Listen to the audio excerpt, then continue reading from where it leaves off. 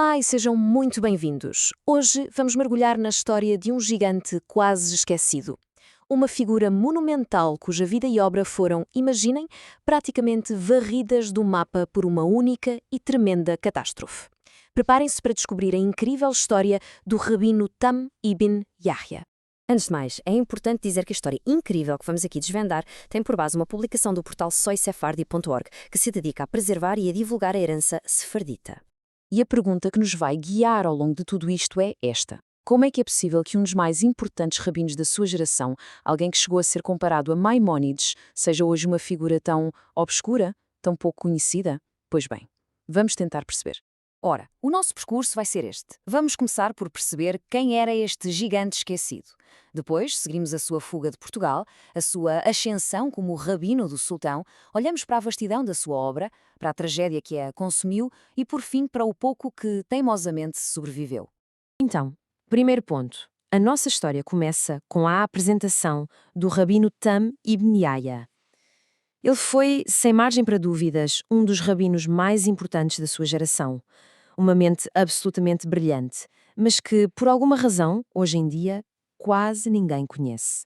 Para nos situarmos, olhemos para a cronologia da sua vida. Nasceu em Lisboa em 1475. Em 1496, a sua vida é completamente virada do avesso pelo decreto de expulsão em Portugal.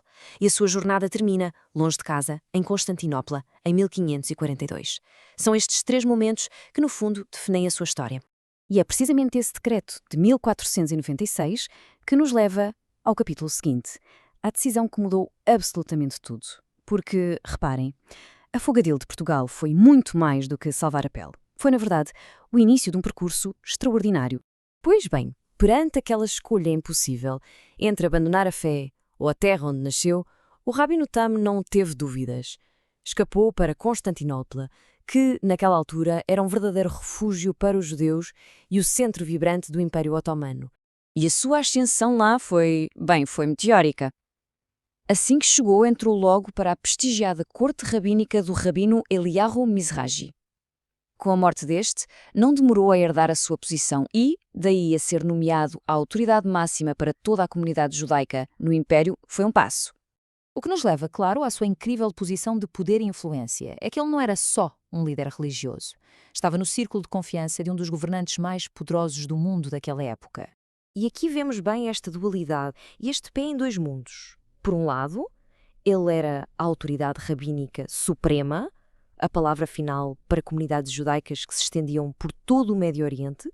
Por outro lado, era médico pessoal e conselheiro do próprio Sultão Solimão, o Magnífico. Mas como é que se chega a uma posição destas? Bem, o Rabino Tam tinha um conjunto de competências que era francamente único. Não era só o médico de confiança do sultão. Era fluente em turco e árabe. E, o mais incrível de tudo, o seu conhecimento da lei islâmica era tão profundo que, segundo consta, até os próprios imãs muçulmanos o consultavam. E era esta combinação rara que lhe dava poder para proteger as comunidades judaicas por todo o Império. Mas agora vamos olhar para a dimensão intelectual dele, porque antes da tragédia que vamos contar, o Rabino Tam era um escritor incansável, alguém que produziu uma obra que hoje seria o equivalente a uma biblioteca inteira. É difícil sequer imaginar a escala do trabalho dele. Para ser uma noção, um dos seus alunos, o Rabino Binyamin Motel, descreveu-o assim: dezenas de milhares de explicações sobre textos sagrados, comentários, sermões e até livros de ciência. Era um verdadeiro polímata. E para termos uma ideia mais concreta, essa biblioteca perdida incluía comentários a obras legais judaicas fundamentais, milhares de responsa, que eram no fundo respostas a questões legais super complexas que lhe chegavam de comunidades de todo o mundo, os seus verditos judiciais e incontáveis manuscritos de filosofia e ciência. Um verdadeiro universo de conhecimento. E é aqui que a nossa história toma um rumo verdadeiramente trágico. Um momento que silenciou esta voz poderosa e que, literalmente, fez desaparecer a obra de uma vida inteira.